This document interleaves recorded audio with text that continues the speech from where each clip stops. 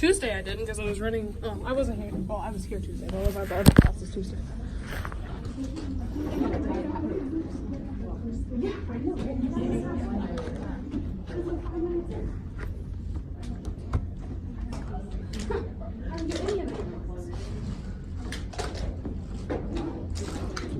No.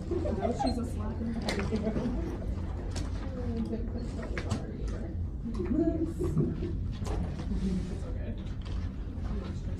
Okay.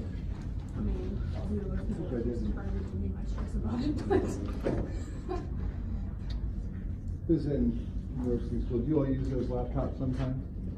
One night I was so mad that thing was in my way, I moved it so far in my way I had to unplug it. And they needed them for an exam the next day. That's what they get. Alright? I am a guest up here, but I like to talk a tough game.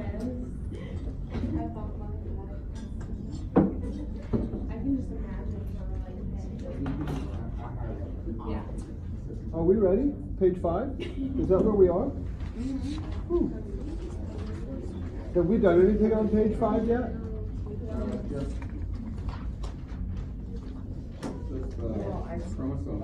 Just the whole first section?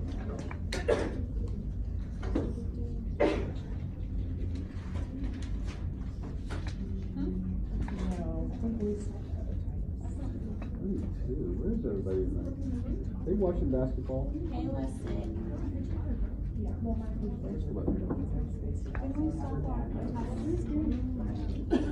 Okay, let's everybody bring the volume down so we can all be one. Yes, we did stop on otitis last time, but I believe the night, one of the nights I covered hydrocephalus and herniation. Know the difference between communicating, non-communicating, and normal pressure hydrocephalus, and the only herniation you need to know is tonsillar. I did not do anything with cerebral edema, as I recall. Not that it isn't important. Okay? A couple of you asked me the other night to do a heart review, heart and maybe main blood vessel review. And since I was asked after class and everybody had pretty much left, I didn't want to do it tonight. I wanted to give the class a chance to attend. I will come in Tuesday about 5:45, 15 minutes before class starts. We'll go down to that board down there. Anybody who wants to sit at those end tables and roll through the main anatomy, blood vessels, flow, oxygenation. We are about to start the cardiovascular unit, so could be really, really well timed. Not required, but I just wanted to invite everybody to come to that. And well, I think one of the points was one of these students has said that she's been struggling, especially on my heart questions on the exam, which, you know, those questions like which valve leads into what chamber, or blood in this vessel is about to be taken where. That's hard if you've never really learned it right. So that's what I'm going to cover. All right, everybody's welcome to attend. 5:45 next Tuesday. We did bump the exam, right? Everybody clear on that? Okay. Well, we did the top of page 5. What I asked you to know is the chromosomes associated with those first 4. And did I give you some pretty neat memory tricks with those? I thought so. Don't worry about Sturge-Weber syndrome. Let's talk about neural tube defects. This is kind of one of those whether we want to or not talk about, because this is not a fun thing to see in its most severe form anyway. The neural tube defects, and I am not a good artist, so I'm not going to attempt to draw this. The last time I attempted to draw this, it looked like a Pez dispenser on the board, and everybody was just laughing, so we didn't really get our point across. Your body, your embryologic development starts as like a rod. And on one side of that rod, this kind of wrapping wraps around the rod, and then a bigger wrapping on the other side of the rod starts. The big wrapping is your body. The rod is your central nervous system. And eventually that rod will become a backbone and a brain stem with a spinal cord connected to it and a brain connected to it. and the two sides, this way, and then the little wrapping around the rod this way, they need to close just right. Almost like they're being brought around to the front. You got to zip it up just right, and bring around to the back. You got to zip everything up just right. You can't miss one little zipper tooth. I didn't really know what it is. Is that what it is? A zipper tooth? You can't leave one undone. You can't leave one button undone. You want to close this up. Neural tube defects are in some way, shape, or form a failure of the back side of that tube, a neural tube. That's what they call it when it first forms. They call it the neural tube in an embryo. If that back wrapping doesn't close right, you get a set of defects from that. There's one way it doesn't develop right. It isn't about closing it. It's about all the tissue inside developing correctly. The worst of these disorders is called anencephaly, which is no brain. You have a fetal skull that is closed, but there's nothing inside it. It literally is like an empty hot water bottle. Not survivable, by the way. Not survivable. Diagnosable in the late. Okay, you know what? I'm really bad at telling you what trimester some of this stuff is diagnosable. One thing I do remember about anencephaly, very, very early you start to get signs that something is fatally wrong with this. And a lot of medical abortions are for conditions like this, especially anencephaly. So it's always completely no brain? No brain. Okay. I just need to tell my psychology teacher that because she tried to correct me on that. Okay. We can double check, the two of us. Let's check my Robbins book on that and make sure that I'm correct too. Encephalocele is also pretty bad. This is where the back of the skull doesn't close properly.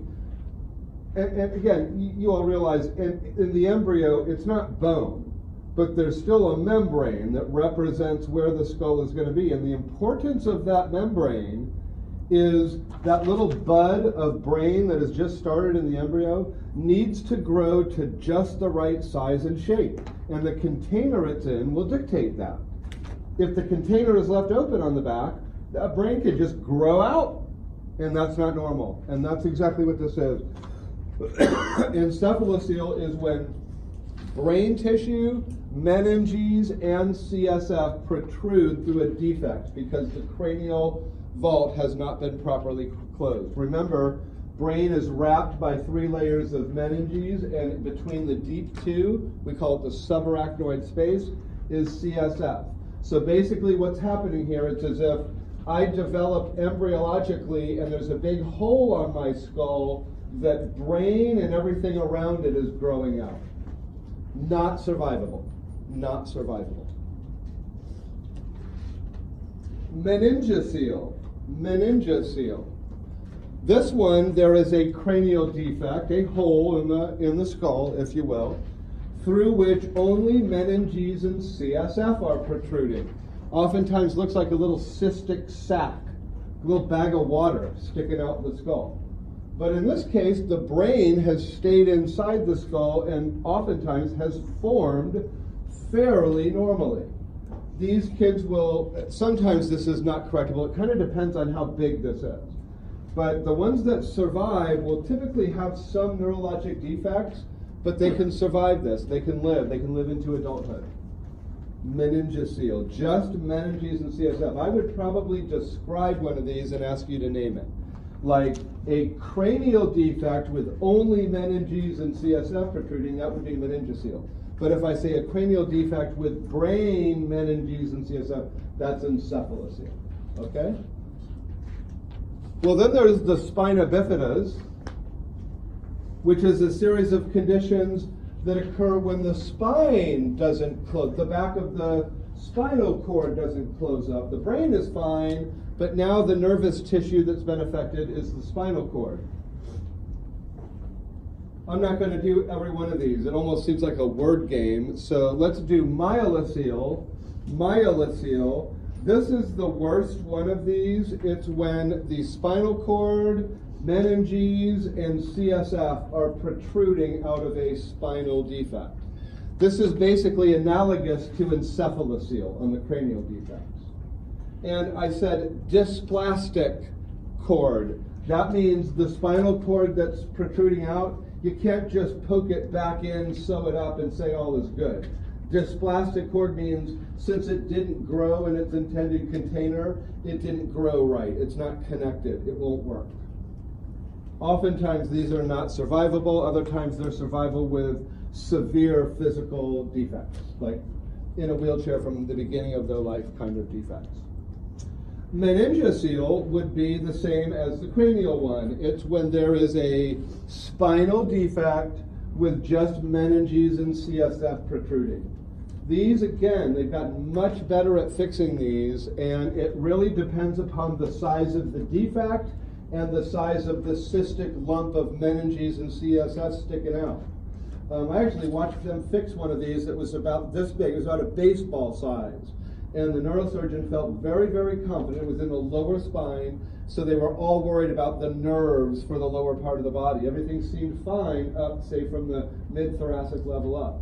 Once it got fixed and they sewed it up, they were very, very encouraged that this child would have full range of motion, be able to walk, run, jump, use legs. I mean, that was like, well, it wasn't that long ago, but it was a long time ago, so I don't know. I don't know how that child did. And then I don't need you to know meningomyelocele. We don't need to play word games here. Let's do spina bifida occulta. Occulta. Thankfully, this is the most common spina bifida, and it's when there's a defect, there's a little hole in the spinal canal, but nothing is protruding out of it. Sometimes the skin over the defect does funny stuff, like develops a birthmark. I actually saw somebody she had a different problem, but it was a GI issue, but she was born with spina bifida occulta, and it was so minor they didn't even want to bother fixing it. And her GI doc is who I was working with, so we were just talking GI stuff, GI this, GI that. But this doctor knew the patient and said, "Oh, so how's your mole?" And I'm like, that's a weird question. Did I just get deemed into the dermatology clinic or something? Why are you asking about a mole? He's like, "Come here, I want to show you this." And she was willing. Sometimes got to be careful with some patients. They don't want medical students with pimples on their face poking and prodding all over them. But she actually had spina bifida occulta that didn't have to get repaired. And over the hole, there was skin and this giant hairy mole. And she did not have another mole anywhere on her body. She just had this, I mean, it was like $50 size with real bristly, I know, grossed everybody out, sorry, but with real bristly hair, unusually coarse hairs coming out of it. And the doctor explained, this is what her body decided to cover up this defect with, this very noticeable mole. And they had it removed and it grew back. So she never tried to have it removed again because she didn't want it anymore. We'll figure. Anyway, fascinating stuff. Some people, have you ever heard of a pilonidal cyst? Anyone ever heard of a pilonidal cyst? It's like a cavity down your skin and your lower spine that you could like literally fit a tube down. It's like your skin is folded over around this cyst and it can get really badly infected. And the only way to treat it is you just put sterile gauze down there and let the infection heal of itself. I believe that's another variety of how your body just kind of tries to cover up a very mild spina bifida occulta. If I ask you about a spinal defect with nothing protruding, spina bifida occulta is the answer, okay? Spina bifidas, or neural tube defects, sorry. Be careful on those questions. Make sure you note whether I'm describing a cranial defect or a spinal defect, okay? Tumors. And remember, tumor actually just means abnormal growth, doesn't necessarily mean cancer or anything. But most of the cancers we talk about in the nervous system, even if they're benign, they can be a problem because a benign tumor that's pushing my brain, that's not good for my brain. I may not would be worried about that tumor metastasizing, but I don't want my brain squashed either. So any tumor in the central nervous system is of concern. Interestingly, the nerve cells of the nervous system never seem to become neoplastic. It's all the other cells, those glial cells you all have probably met someday, like the astrocytes and the oligodendrocytes and the ependymal cells, and even the cells making up the meninges. Let's look at some of the names here. Astrocytoma, oligodendroglioma, ependymoma, meningioma. They're named for the tissue or the cell they arise from. There are only two factoids I want you to take away from this section, because I think cancer, it's asking a little much to get deeply into cancer with a 200 level patho class. But the first thing I want you to know is that the most common primary malignancy of the brain, now let's make sure we know what that means. The most common primary malignancy of the brain, which means the most common malignant tumor that starts in the brain, that's what primary malignancy means, is called astrocytoma. In other words, you may go ahead and equate that to my saying that's the most common type of brain cancer. And brain cancer is a really scary term. Somebody says, oh, my grandfather has brain cancer. You're like, sorry to hear that. And you know what? Usually, but you'd be surprised how many of these benign lesions they can remove and everything's just fine. However, the most common malignancy in the brain, notice I dropped the word primary. The most common malignancy in the brain is metastasis from somewhere else. So if somebody came to you and you were told they are going to have malignant cancer in their brain, it would be more likely that cancer metastasized from somewhere else than actually started in the brain. Okay, be careful with that language. If I ask you what's the most common primary malignancy in the brain, it's astrocytoma. By the way, the stage 4 variety of that one is called glioblastoma multiforme, or GBM for short. That is stage 4 astrocytoma, which usually they will give you a prognosis. You've got 6 to 24 months to live. 6 to 24 months. That's not very long. It's like a get your affairs in order kind of diagnosis. I think I mentioned in this class that study with poliovirus. Did I mention that to you all? That there's a couple of studies at big universities in this country reactivating poliovirus to try to infect cancers with it. Not people, but cancers that people have. And this is one that it seems to be kind of working on. They're basically deactivating the part of the poliovirus that can hurt the person, but reactivating its virulent antigens, and that seems to kill stage 4 astrocytoma in a small percentage of patients. Well, even a small percentage is good because 100% of them are pretty much dead within 5 years. So if this polio treatment extends their life, it's very, very exciting results. I think Duke and UCLA are doing the studies. And any of you need a paper to write for another class, I think that'd be a really neat topic to Google. There's a little bit of information out there. It's kind of technical, but it's about how they are reactivating polio. And this may be a trend. Start reactivating some viruses. Boy, we were just talking about, we're either going to bring them back by not vaccinating or bring them back by treating cancer. One way or another, we're getting these viruses back. They would never do this with something like smallpox. But poliovirus, that they would have to prove we can genetically design a non-infectious type to try this, and they have so far done that. Anywho, let's move on to toxic and metabolic disorders, of which there's just 2 of these deficiencies I want you to know. Very quickly, a deficiency of thiamine, which is also known as vitamin B1. Have you all ever heard of your B vitamins? Okay, there's like 8 of them that are really, really important, or actually there's 3 that are really important, and there's like 8 that you can get in a vitamin supplement. Vitamin B1, also called thiamine, can cause a couple of disorders. One of them is called Wernicke-Korsakoff, and the other one is called beriberi. Sounds like a cereal. Let's associate, you don't need to know the symptoms. Well, let's just pick beriberi then. Let's say B1, if I ask you about B1 deficiency, I'm going to be asking you about beriberi.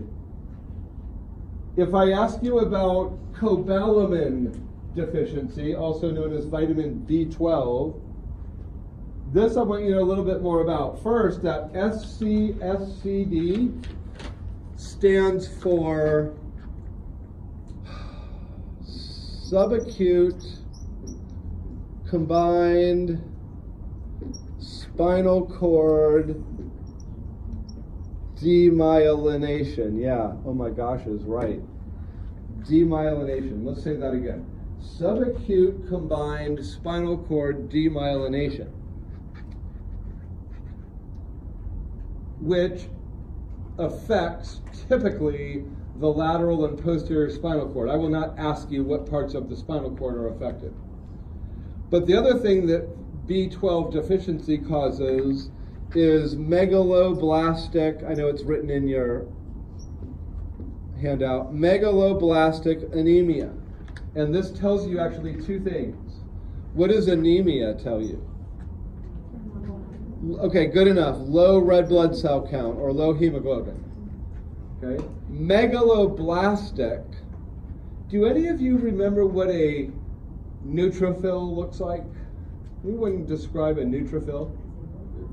Multi-lobed nucleus? Good. Yeah, one of your most abundant white cells. If you were to look at somebody's blood smear, you'd probably see more neutrophils than anything else if they're healthy. And the mature neutrophil has a multi-lobe nucleus, 3 to 5 lobes. Megaloblasts are big neutrophils with more than 6 lobes to their nucleus.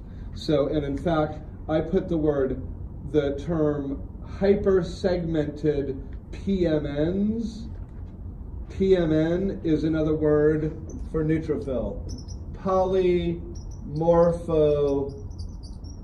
They're neutrophils. I can't remember what it's called. Polymorpho. That's it. I think it's polymorphonucleosides, but I just can't remember. All I would ask you is subacute combined spinal cord demyelination and megaloblastic anemia are associated with B12 deficiency. Where do we get B12?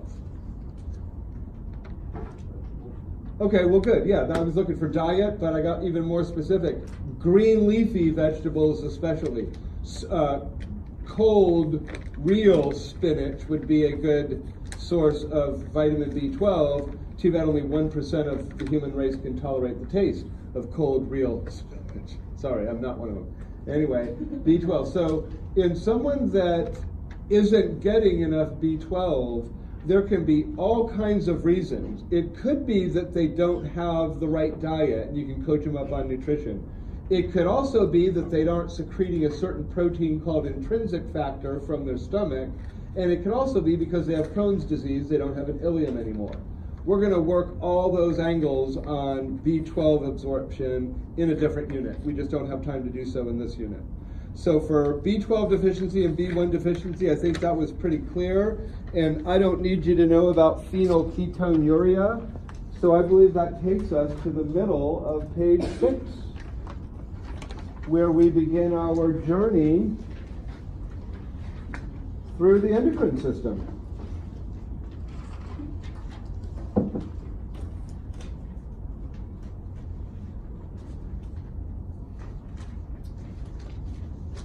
I don't think the endocrine system is necessarily that easy, but it's easily the most finite organ system in A&P. Once you get it all, you're like, that's it? Huh. Now, it's getting it that's hard. I mean, I think just getting diabetes can take you a couple of semesters of teachers and tutors willing to talk you through it. Quite frankly, it's a hard disease to understand. But once you get it, it's like it all falls in. You're like, oh.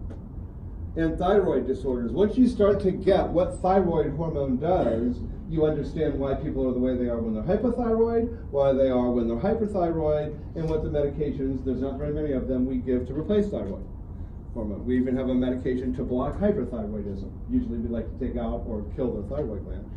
Okay, but pituitary gland, thyroid gland, pancreas, and adrenal glands, those are your four biggies in the endocrine system. Okay, in fact, I'm not even going to talk about the testes and the ovaries till we get to the reproductive. That's how I do it in AMP. Those aren't hormones that can kill you. Those are hormones that can affect your fertility. They're hormones that can affect your appearance in a very appearance-conscious society. They're very important, but they can't kill you if they're off balance. They just change you. These that we're going to talk about, a lot of people die from the diseases we're going to talk about. Too much aldosterone, you'll die from a heart attack if somebody doesn't intervene. Too much epinephrine, you'll die quicker from a heart attack if somebody doesn't intervene. Or a brain aneurysm that just blows and you bleed to death in your brain. Okay, so these are insulin. What was diabetes before insulin? Death sentence. Yeah, slow, painful, suffering death sentence. Yeah, it's awful.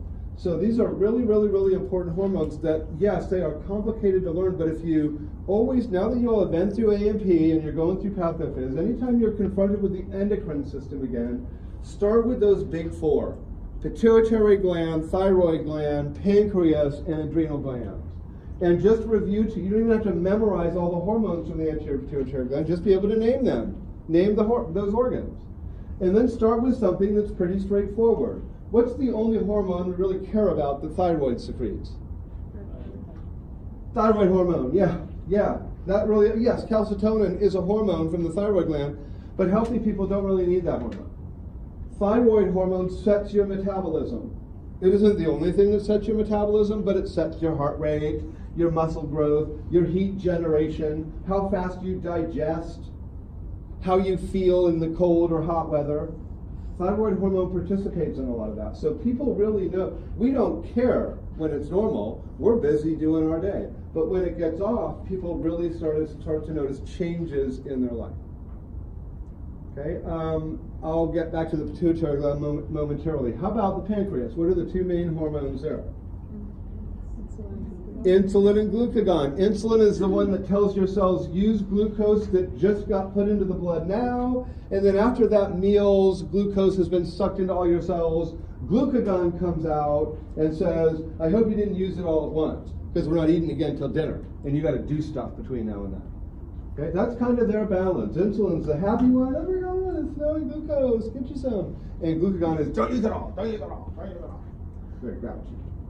Glucagon grouchy. How about the adrenal gland?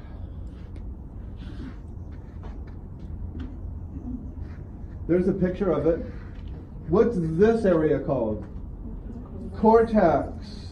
So name one of its hormones. Oh, well, you picked the harder one. I was expecting cortisol. But from the cortex, we get aldosterone and cortisol. Those are the only two I really want to focus on here. There's others. The deepest layer secretes the precursor sex hormones that are especially important in the pre-adolescent. And what's this layer called? The medulla. And hormones coming out of it? Yeah. The only purpose for this part of your body is your fight or flight response. If you are never scared, this will never be necessary. You will never need to open the hatch on that.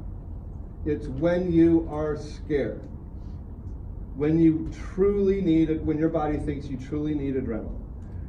Okay, so that's the adrenal gland. So there's our big four. Now I haven't named any hormones from the pituitary gland because we're not going to talk about diseases of all of them. I'm going to pick and choose some of the straightforward ones. Now the other thing is there are pathways that you probably learned in AMP that when your body needs thyroid hormone, it's all started by the hypothalamus, which tells the anterior pituitary gland what to do. Then the anterior pituitary gland tells the thyroid gland what to do. And the thyroid gland will oblige only if there's iodine present. Remember that story? It's fun stuff. Okay? What other organs other than the thyroid gland need iodine in your body? It's not very many. In fact, it's none. The only organ in your body that needs iodine is the thyroid gland. That actually gives us a little tool to use. If somebody's thyroid gland is sick and I want it not to be a part of them anymore, I don't necessarily need to cut it out. I can give them radioactive iodine. Because is radiation harmful to human tissue? Yes. But if I give them radioactive iodine that's only activated when the iodine is peeled off, the only organ that will take that up is the thyroid gland. So what's the only organ getting exposed to radiation? Thyroid gland. You can kill it that way, and it works in 60 to 70% of cases. In the cases that it doesn't fully kill the thyroid gland, they usually have to go in and cut out residual tissue, or they might try it again. Okay, so I want to kill it or remove it, oftentimes when it's sick. Thankfully, the thyroid gland is pretty accessible. Fortunately, it's really close to the parathyroid glands. You've got to be careful not to lose those. And when we talk about parathyroid glands, what's the main hormone from the parathyroid glands, which is like number 5 on our list of important endocrine organs? Parathyroid hormone, that's convenient. Huh. And what does that do? What mineral is that worried about? Calcium. Good. That's good enough for now. We're just kind of reviewing our AMP, our endocrine AMP. Do you all remember the alpha versus the beta cells in the pancreas? Alpha and beta cells, they're islet cells. 2 types of islet cells. There's the alpha cells and there's the beta cells. Anybody remember which ones secrete insulin? Beta. Beta secretes insulin, alpha secretes glucagon. And remember the layers of the cortex, the glomerulosa, the fasciculata, and the deeper it goes, sweeter it gets. You remember that? Good stuff. That's classic. I don't need you to know those layers. I think it's great that you remember them that way. But I don't need you to know all those layers. I want you to just know this is the adrenal cortex going forward, but I want you to think of the adrenal cortex and the adrenal medulla as kind of 2 different organs. I want you to think as the anterior pituitary and the posterior pituitary gland as kind of 2 different organs, because they do such different things for coming from the same organ. And technically, I like to think of the pancreatic islet cells as a totally different organ from the pancreas itself, because 95% of what the pancreas does is what? It's not, the 5% is insulin and glucagon. Digestive enzymes. And what do I need help digesting? Lipids, proteins, carbohydrates, and nucleic acids. Good though, yes. All right. I just like reminding you all of that. That's just, the pancreas is hard. It's like, oh yeah, it does that too. You will see in textbooks they say exocrine pancreas and endocrine pancreas. Which one is the hormone part? Endocrine. Into secrete. That's what that means. Into secrete. Or secrete into. Secrete into. What is it? Into what?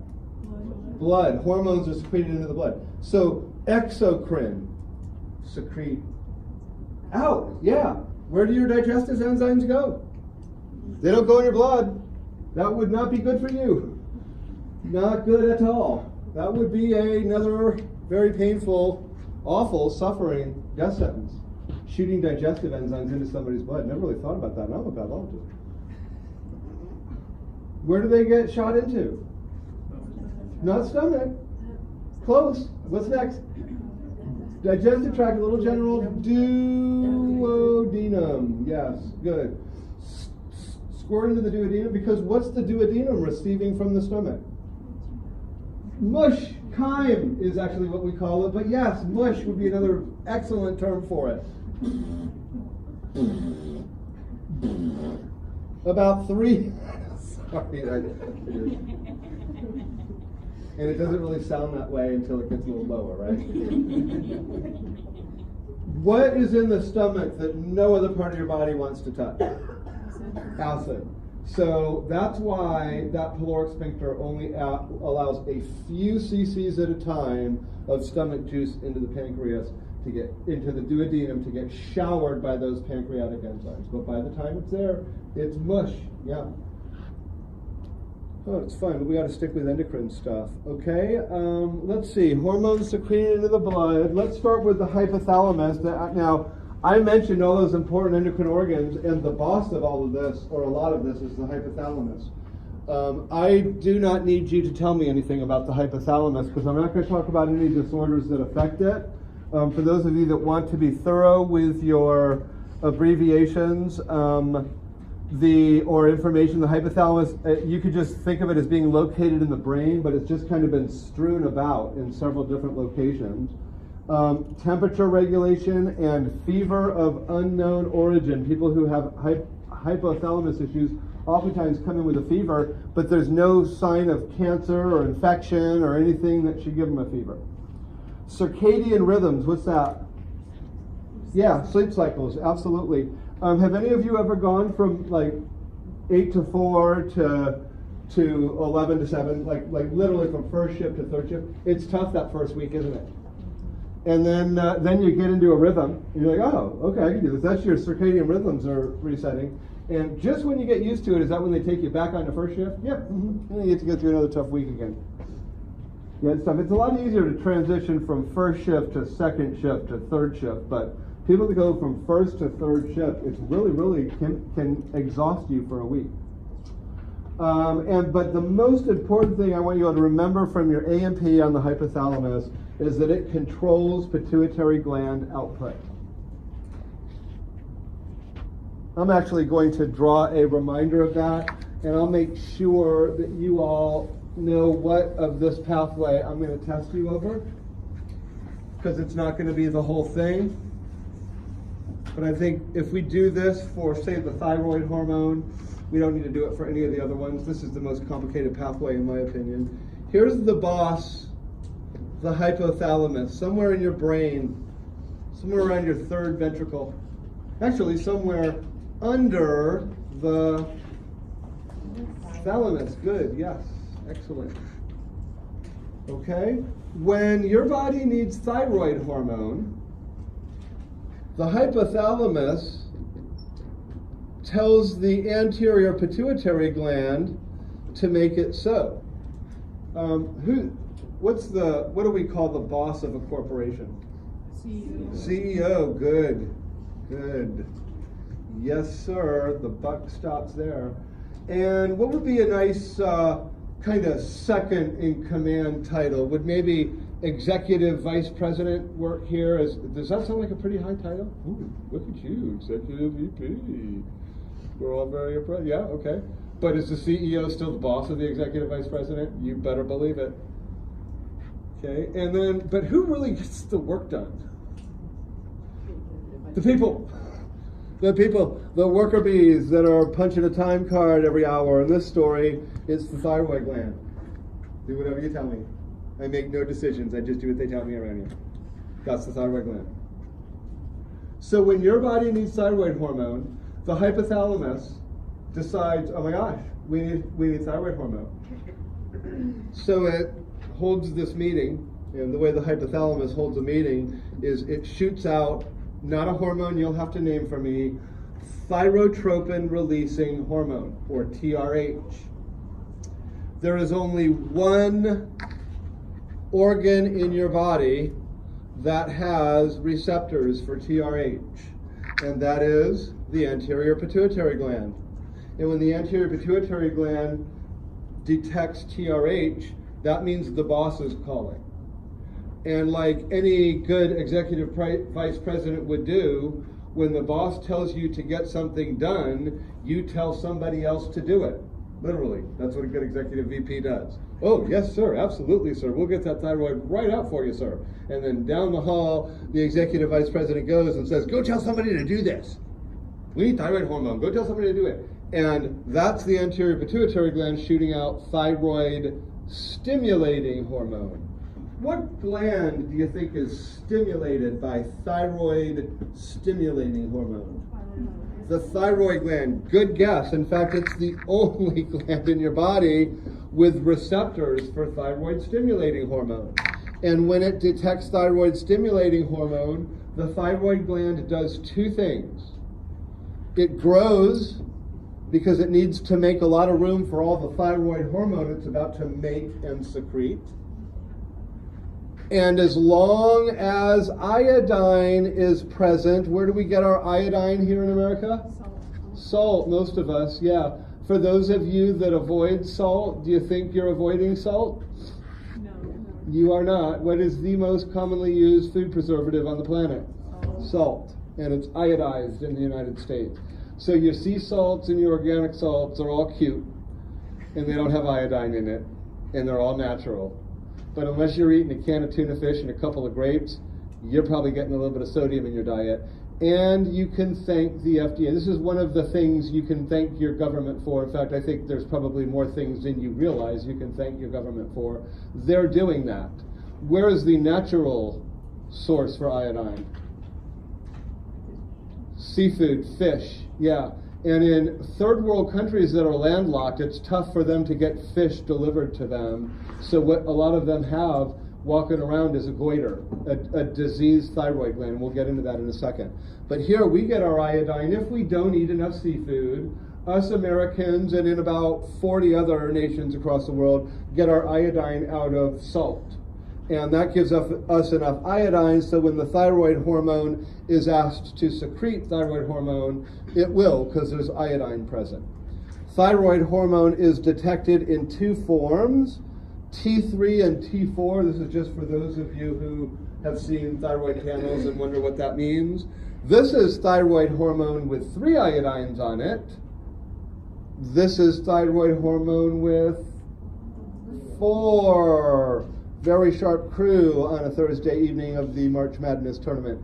T3 is active, to be used now. T4, saving it for later kind of thing, so that you don't need to keep squirting it out all the time. All right? I just refer, in this class, it's perfectly satisfactory to refer to both of them combined as thyroid hormone. And thyroid hormone goes around the body and sets the metabolic rate and generates a little heat and tells muscles to work a little bit and heart to beat a little faster because there's activity. But it does something else. It also circulates back here and tells the bosses, hey, I'm out. You can stop with all your TRH and TSH. And that's called negative feedback. It basically goes back to alert the bosses, yeah, I've been released, your wish has been granted, so shush. And that's how it's supposed to work.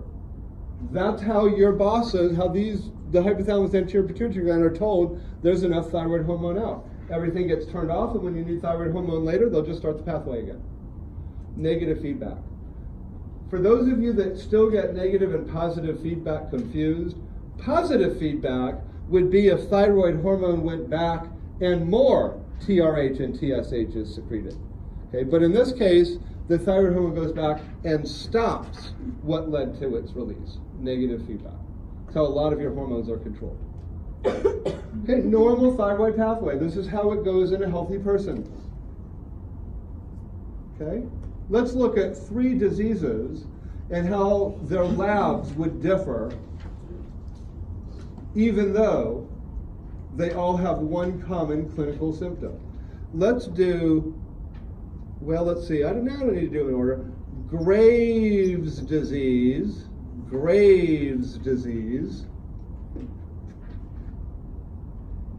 endemic goiter, and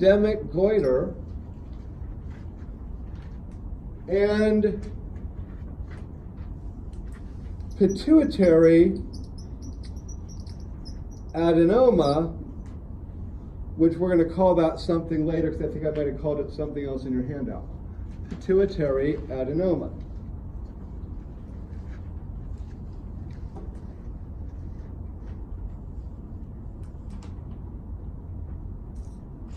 Okay? First thing is hyperthyroidism means there's too much thyroid hormone in the blood. Specifically, Hyperthyroidism is not talking about levels of these. Hyperthyroid means you have too much of this in your blood, you're generating too much heat, your metabolic rate is too high, your heart is beating too fast, you could die from this. Hyperthyroid, that's what that means, too much thyroid hormone in the blood. Not enough thyroid hormone in the blood, we call that hypothyroidism. So hyper and hypothyroid is referring to too much or too little thyroid hormone in the blood. Graves' disease causes hyperthyroidism. Too much thyroid hormone in the blood. This is one of my, again, you got to be careful in healthcare because we get excited about things that are maybe not so good for other people. Like I just remember this pathologist at Wake Forest running up and down the halls. This is the most beautiful rhabdomyosarcoma I've ever seen in my life. A 2-year-old boy died from that tumor about a week later. So really excited about the beautiful slide and the amazing cells in the tumor, but sometimes you got to remember there's a family absolutely miserable right now because of what you cut out of that boy. Graves' disease I just find fascinating to learn about because this is one of the very many autoimmune diseases there are out there. Autoimmune disease. What's the one person my immune system shouldn't attack? Me, yeah. Autoimmune disease is when your immune system is attacking a part of you. And it's usually a very, very, very specific part of you. Like probably the most commonly discussed autoimmune disease is rheumatoid arthritis. What part of those patients is being destroyed? Their joints. Yeah, it's awful too. It could get to the point where they're literally left immobile with their hand. They're just big lumps of calcified scars in their hand joints. I've seen this. I had a relative who had this. But this is unique. This is an autoimmune disease that isn't into destroying stuff. This autoimmune disease, all it is antibodies are made, they're abnormal, but they look exactly like TSH. And they're poured into the blood, and they circulate all over the body. And what organ recognizes TSH? Yeah, these little antibodies circulate, and they're little TSH imposters. They attach to those TSH receptors, and as far as the thyroid gland is concerned, it just got activated by TSH. So what's it going to do? It's going to grow, and as long as iodine is in the diet, it is going to secrete thyroid hormone. And these don't let go.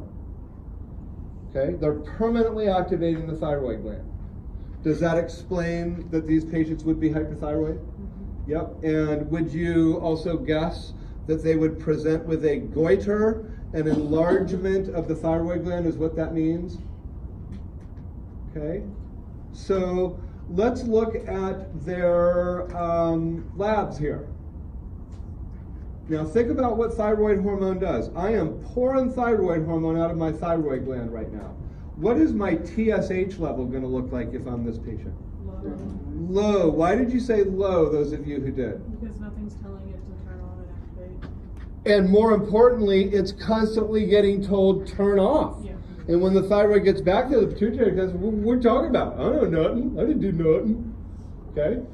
So it's virtually zero, the TSH. How about their thyroid hormone level? High. Very, very high. And they typically have normal iodine levels. Graves' disease. It's an unusual autoimmune disease in that these receptors don't get destroyed, they get activated. So what do you do in that case? You either kill or remove the thyroid gland. Or, not you, but a endocrine surgeon. Well, because like my aunt had Graves' disease, and I think they gave her like the radioactive iodine. Yeah. And but then now she has hypothyroidism. Okay, well they need to adjust her dose. Once you ablate the thyroid gland, do you need thyroid hormone? Yeah, so once I kill your thyroid gland because of this, what do I got to give you now? Thyroid replacement, and it's usually a pill a day for the rest of your life. Synthroid, levothyroxine, there's like 3 or 4 really popular ones out there. So if she's hypothyroid now, they may want to manage her dose. Not that I'm an endocrinologist, but thyroid panels are typically on patients who have had radio ablation of their thyroid gland, at least 2 follow-ups a year to check their levels. Is what I'm guessing is the clinical kind of standard of care. Endemic goiter causes, any other questions on Graves? Graves, this is really, really common. Normal iodine, is that what you were just asking? Normal levels of iodine? Really common condition in the US. Not so much in the US. This causes hypothyroidism. What does endemic mean? Endemic. What is an epidemic? Yeah, like Armageddon. Isn't that like Armageddon? Is an epidemic like all of a sudden everybody's getting sick from something? It's like, oh my God, the whole East Coast has Lassa virus. That would be really bad. I'm just thinking about this movie I saw once. It was crazy. Okay, that would be an epidemic. Endemic means an expected number of cases in certain parts of the world. So this disease is an expected number of goiters in a certain part of the world. And it's caused, this will explain it, its cause will explain it to you, this is caused by iodine deficiency. In those underdeveloped or third world countries that don't iodize their salt, and the people can't get seafood regularly, typically have iodine deficiency. And let's take a look at how that would affect the pathway. I got to remove my Graves antibodies first. So we're back to the normal pathway. The body needs thyroid hormone, so the hypothalamus gets it all kicked off. The executive VP gets things going to the thyroid, and the TSH says go ahead and grow and kick out some thyroid hormone. But the thyroid gland says, sorry, no iodine, no service, or whatever. I'll just think of a word that kind of rhymes with that. Yeah? For countries that don't choose to iodize their salt, is that usually poorer countries, or? Yeah, it isn't a choice, it's a cost thing. It's an economic issue. There are 20 very, very wealthy industrialized nations on this planet, like the United States and Japan and Great Britain. All of them have the resources to iodize their salt. It's a great question. Third world countries, villages, they can't do that. Really, really good question. Now, do some third world countries have access to seafood? Yeah. Because they live right on the coast? Absolutely. They wouldn't be affected by this. It would typically be underdeveloped, landlocked populations. And oh, by the way, there's always efforts by the Red Cross and other organizations to try to get the word out and get iodine, like they can bring them potassium iodine tablets to take. You only have to take them every third day or something to get enough iodine. So no iodine, no can secrete thyroid hormone. I'll grow. I don't need iodine for that. But until you score me some iodine to put 3 or 4 on my thyroid hormone, I'll just hold it all. And the goiter can be dramatic in these patients. I sometimes describe it as like those bullfrogs that go ribbit, ribbit. A goiter can literally look like that throat bubble that a bullfrog does when they ribbit. Are they ribbiting when they do it or after they? I don't know much about frogs. So what is their, are they going to have a goiter? Gigundous goiter. By the way, as long as it's not past the point of no return, patients with endemic goiter can have quite a large mass. A lot of them will migrate to the United States and they'll arrive with this gigundous baseball in their neck. Immediately they start iodine supplement, and within weeks that thing starts to shrink and go away. And as long as we aren't past the point of no return, the thyroid can go right back to normal size and function. If it is past the point of no return, that means the goiter has gotten so big, it's squashing all the residual thyroid and cutting off its blood. So they typically have to remove the whole mass and now treat them like these patients, put them on thyroid replacement. What will their labs look like? They'll have high TSH through the roof. Did you all hear that? Good. And thyroid hormone? Low. And what about their iodine levels? No. Yeah, they're typically low to absent. Have any of you ever seen someone with a goiter? Okay, I've seen a couple of doozies, and I will tell you that if you went to the supermarket and saw somebody with a goiter the size of a softball, you would definitely have to stare a little bit. But endemic goiter in a country where half the people have them, do you think it's something to stare at? No. No, it's almost like they probably like, hey, how's your goiter today? They probably joke around about it, draw faces up. No, that's probably not. That was a little silly. My apologies. It was kind of funny. Yes. It can squash the carotid and jugular vessels. It can squash the trachea. It can start to prevent return to the superior vena cava. But it has to be really, really gigantous. They tend to be gelatinous masses, and usually it gets so big and bulky it's almost impossible to find the parathyroids, even though the parathyroids still seem to be working okay. They're kind of pushed off on the edge, so they're not being smashed from two sides. But usually when you got to tear off this giant goiter, it's almost impossible to find the parathyroid, so then they're also on calcium supplementation. It's a really, really good question. Pituitary adenoma is a benign tumor of the pituitary gland. That was hard to say, all those words together. And it secretes a hormone. Out of control. In this case, TSH. So let's just call it a rogue anterior pituitary gland, or rogue adenohypophysis. That's the other name for anterior pituitary gland. That'd be a cool title for a book. Rogue adenohypophysis. No, it wouldn't. So let's not write it. It wouldn't be. Nobody would buy it. But this really is just when the anterior pituitary gland goes rogue and says, you know what, I don't care what my boss is saying, I'm shooting out TSH out the yin-yang, and I'm never looking back. I'm never stopping. And so it's going to go to the thyroid gland, and the thyroid gland is going to constantly do what? Grow and shoot out thyroid hormone. Let's just assume that these patients are iodine adequate. So what am I going to look like, hyper or hypothyroid? Hyper, yeah. Is it the thyroid gland's fault?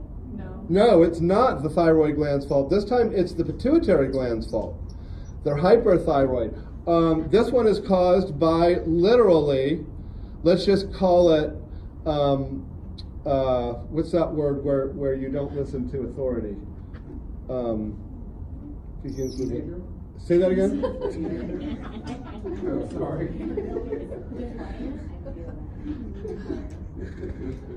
Anarchy? Oh, that was pretty good. Let me share that with my brother, whose boys are teenagers, and yes. Let's just say chronic TSH secretion. I think autonomous might be what I was looking for. It will continue to secrete TSH no matter what it's told. It will definitely cause a goiter because you're constantly stimulating the thyroid with TSH, so it's basically just turned permanently on. And what will their labs look like? Literally both of them high TSH, high thyroid hormone. They typically have normal iodine levels, although this can get so out of control, they start to deplete their iodine because they're secreting so much thyroid hormone. This needs to be addressed fairly quickly. What do you think we do? Cut what out? Not the thyroid. Yeah, how do they do it? Yeah, they do. Where is the pituitary gland located? Yeah, it's literally that. Remember our brain models in lab here? That little beam hanging down off the brain? They go up through the nose, grab it, and yank it right down through. If you ever get a chance to see them do that, get in that room and don't leave until they thank you. And watch it. I know it sounds a little freakish. You know, the original Total Recall movie, Arnold Schwarzenegger had like some beacon in his brain they were following, and he had to take these pliers. And I just, even though it was the early 90s, the special effects, I was like, oh my God. Plus it's Arnold Schwarzenegger. It's like, oh my God. He's like, oh, I gotta get it under my nose. I gotta get the brother. And I just later on, when I learned about that pituitary gland movement, I'm like, that's just like that movie. Yeah, I know, it was like a berry, strawberry coming out of there. It is actually really, really amazing. The problem is just there's a flat bone, the ethmoid plate up there. All you got to do is just crack through that, go up and pull out the pituitary gland. They take out the whole thing, or just? They take out the whole, it's almost impossible to identify in one that has an adenoma where the posterior and anterior lobes are. So now what do I got to do if I take it all out? I got to take the pituitary gland secretes a lot more than the thyroid gland does, so there's a lot of replacement hormone. Get to that in a second. So what would you all think? An enlarged pituitary gland, what do you think the presenting symptom is if I tell you it has nothing to do with their endocrine system? Headache is up there. It's not the first, because when everybody come in complaining of just a headache, usually the headache comes, you're like, oh, no. But then something else happens. I want you to think of where the pituitary gland is, even if you have to think of your brain models back in A&P. In the lab practicals, I used to ask you this particular structure on sometimes. Like, where is it? Ooh, you're getting really warm with that one, Christian. He just said blurry vision. So let's say visual changes are the most common symptom. Why? Pressure where? Optic nerves, more specific. Optic chiasm. Do you all remember that term? The optic chiasm. The X marks the spot. Half of each of your optic nerves cross, and they do so right behind your eyes here. Half of this nerve crosses, half of this nerve, and they make a little X. And that X is literally right in front of your pituitary gland.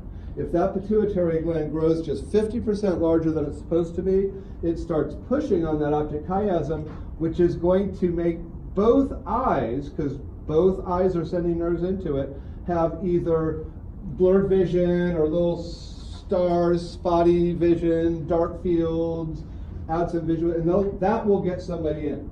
A headache doesn't always bring you to the doctor, but now when the headache is paired with visual disturbance, oh my God, I got to get in, I got something wrong. And they will do a head MRI, diagnose this, and lop it out. Maybe what, yeah, Emily?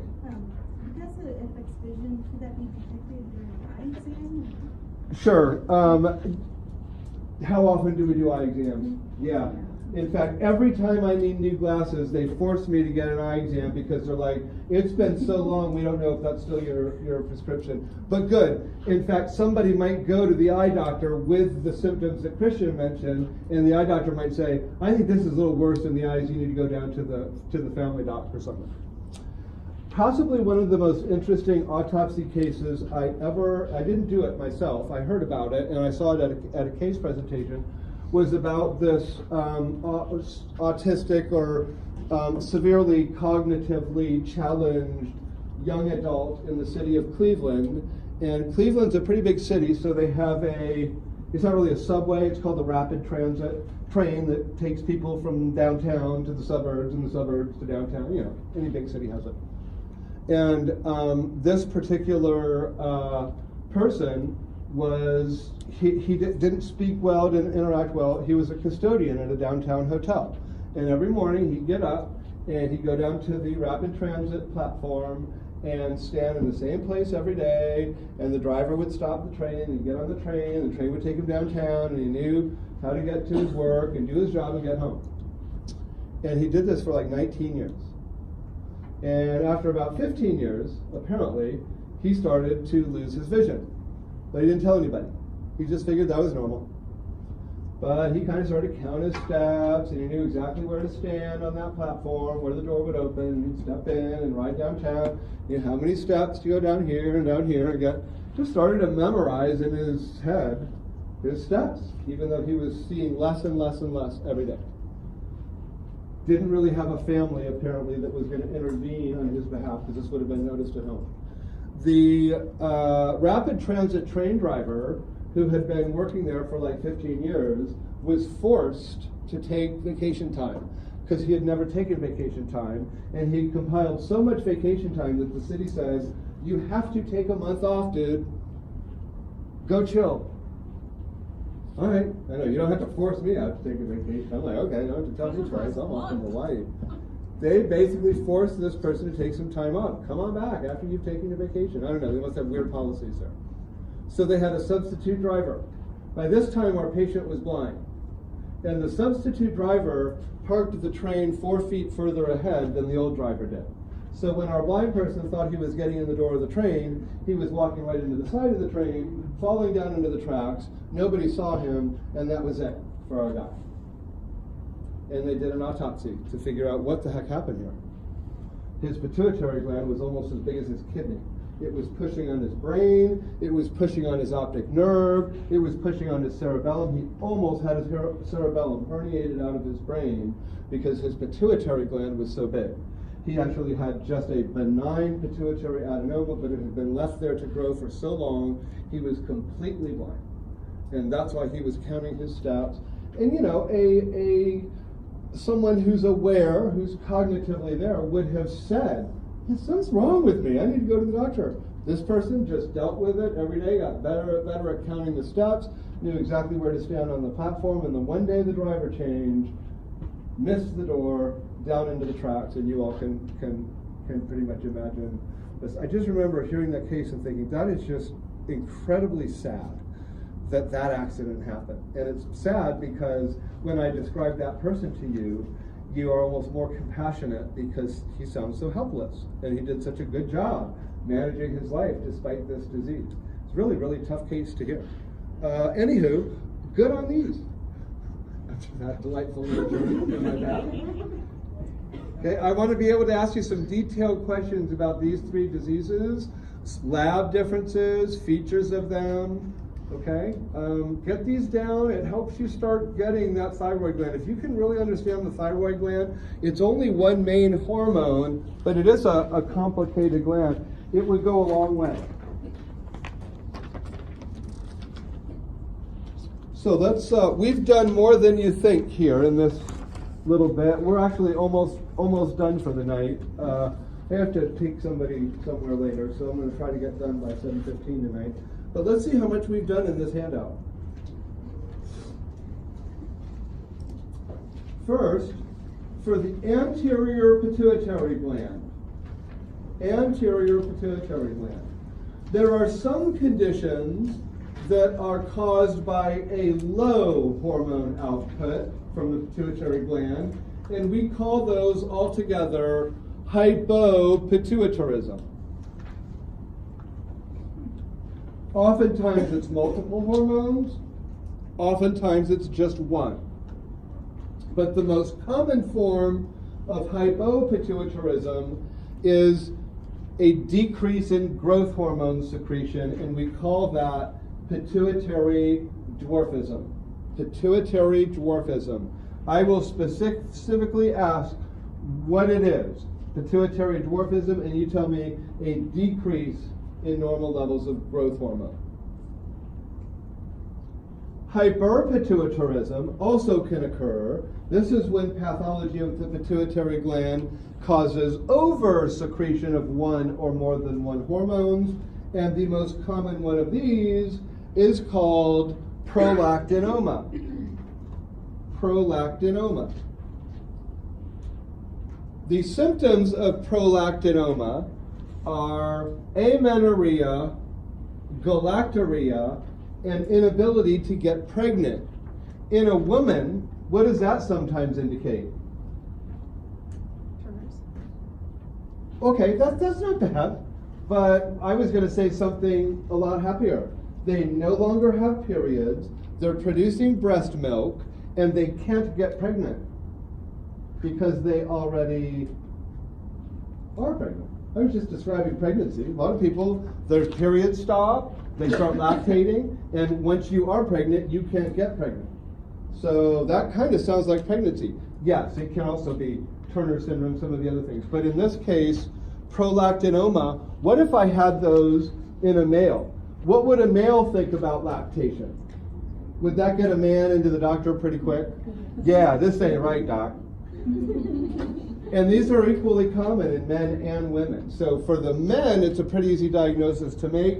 In the women, usually, once they, if the female can say there's absolutely no way I'm pregnant, or we can demonstrate by a urine pregnancy test that they're not pregnant, now we work this up as a hormone disorder.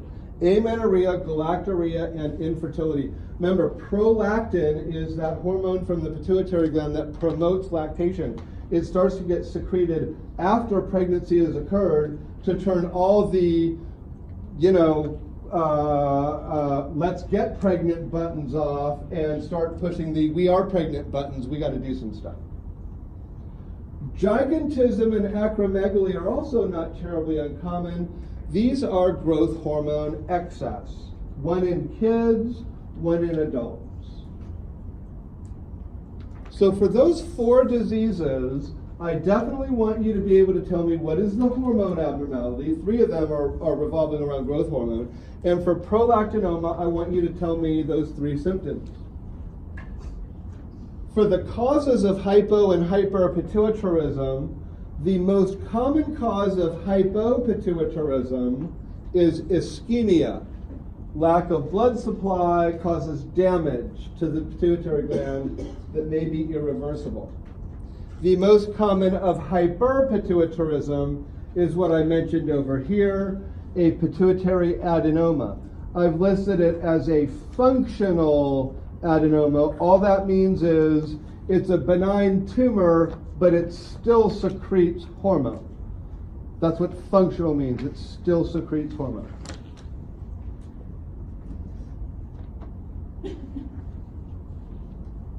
Secondary hyperthyroidism is this. Okay? When the pituitary gland, the one hormone it's secreting in excess is TSH, it causes this. That's your anterior pituitary gland. It gets a little lighter here for the posterior pituitary gland. There is one hormone I want to discuss from the posterior pituitary gland. That's anti-diuretic hormone. We've met this in, I think, maybe the first unit. We talked briefly about anti-diuretic hormone. You should know that diabetes insipidus is hyposecretion of anti-diuretic hormone or a decreased response to anti-diuretic hormone. The neurogenic diabetes insipidus is the pituitary gland's fault, not secreting enough anti-diuretic hormone. The nephrogenic is the kidney's fault, not responding to anti-diuretic hormone. What does anti-diuretic hormone tell my kidneys to retain? Water. So if I have diabetes insipidus, what am I doing all the time? Peeing. And literally, I drink an 8-ounce glass of water, and moments later, I urinate about 7.5 ounces of fluid out. I am not retaining any fluid. Okay? There are treatments for this, including anti-diuretic hormone replacement, but I'm more interested that you all know where anti-diuretic hormone comes from, that it is secreted into the blood, and what its target, or its primary target organ is, in this case, the kidney. Also be able to distinguish between neurogenic and nephrogenic diabetes insipidus. I will not hold you to know all those signs and symptoms. I will not hold you to know that treatment.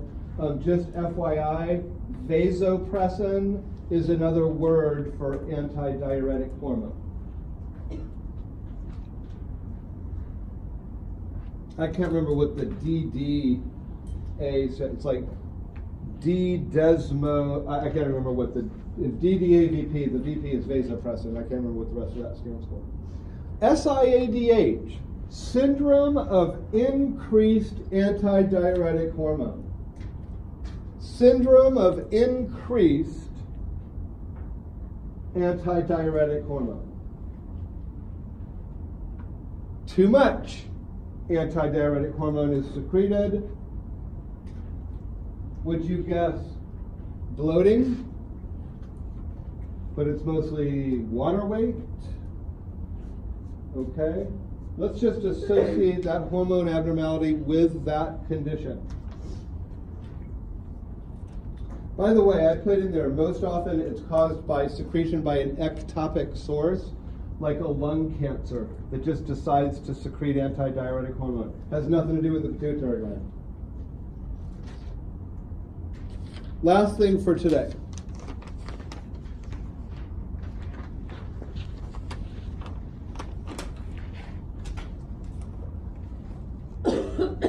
Thyroid gland. We've done most of this. I've done most of what I need you to know for the thyroid gland. So why don't we look at our handout and make sure you all can kind of transfer that knowledge onto your handout. Thyroid gland. First, we're going to talk about hyperthyroidism. You should definitely feel comfortable with those symptoms. Tachycardia, that is rapid heart rate. Palpitations, feeling your pulse. Weight loss, oftentimes despite eating more. I'm eating tons, but losing weight. Wouldn't we all love that? Hyperactive, like me on a bunch of caffeine, literally. Like, I gotta do something. I can't sit down, I gotta do something. Heat intolerant. They always think it's hot. It's 32 degrees out. They're wearing a t-shirt. Why is it so hot? And eye changes. This is, you don't need to know the name of it, but it's called exophthalmos. Their eyes, because of the high metabolic rate, eventually the muscle connectors weaken and break and your eyes kind of bug out. It's not Susan Sarandon. You all know who Susan Sarandon is? Okay, does she kind of have bug eyes as an actress? Okay, every time I say there's this actress out there with real bug eyes, everybody's like, oh, it's Susan Sarandon. That's not who I'm talking about. Susan Sarandon's eyes look like mine, so quit saying that. There's another actress, and I'm sorry, I can never remember her name, but she really seems to be the textbook version of eyes bugging out from hyperthyroid. I don't know if she had hyperthyroid, maybe it's just how she looked. Maybe I shouldn't be talking about it. Maybe she would find it offensive. But I haven't said her name, so I don't know her name. Know those symptoms. And then for the conditions, Graves' disease is the one that I want you to focus on there. Graves' disease. How do we treat it? Typically, surgical removal or radioactive ablation. Yes, there are other conditions there. Graves is the one hyperthyroid condition, other than this one, that I want you to be able to discuss. Hypothyroid. The symptoms are almost completely opposite. Bradycardia, weight gain despite not eating much. I haven't even been eating and I'm gaining weight. Hypoactive, they're cold all the time. It's like 80 degrees, they got a sweater on. Why is it so cold in here? The only there are actually two causes here I want you to be familiar with. Endemic goiter, we did. It's just an iodine deficiency.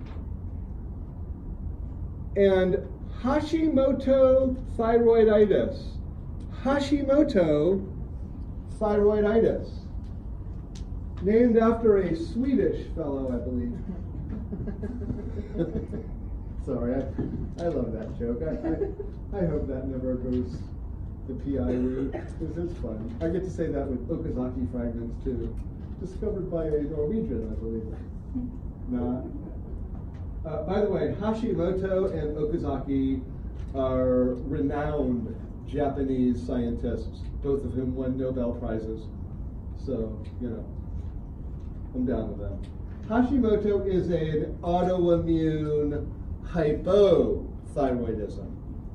This actually is a different autoimmune disease than Graves', where the actual thyroid tissue is destroyed, like in most autoimmune diseases. Hashimoto thyroiditis, an autoimmune cause of hypothyroid.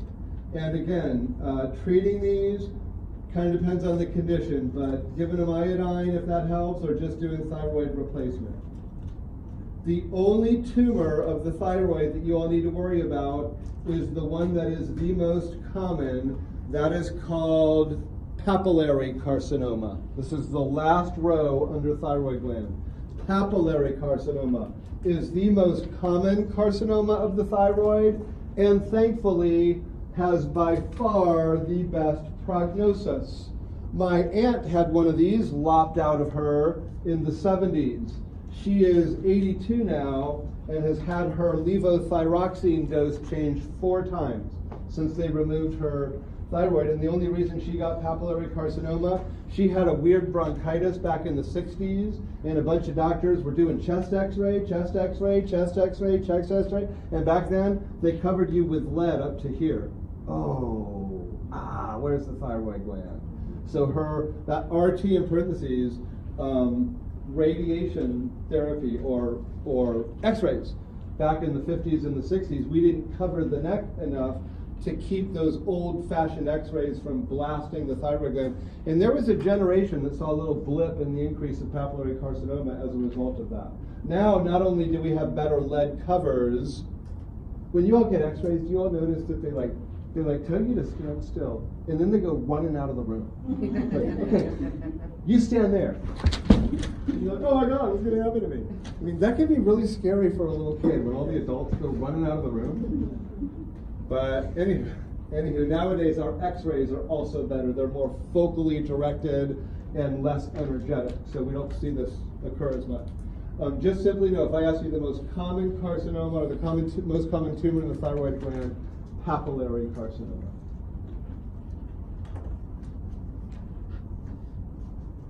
Questions on anything from tonight? All right, another good session. Again, 15 minutes before class next Tuesday, I'll do a little heart and blood vessel talk, then we'll finish this off, and we might dip our toe into unit, whatever was the next 4 things. I will post the handout whether we get to it Tuesday or not. Have a great evening, and we'll see you then.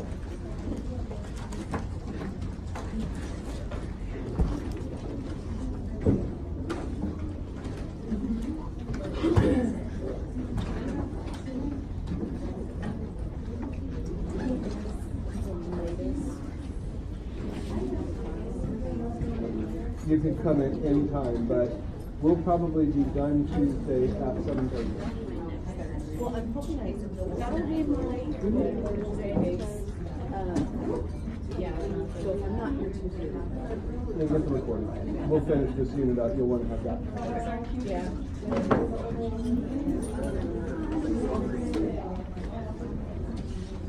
Phones and recorders.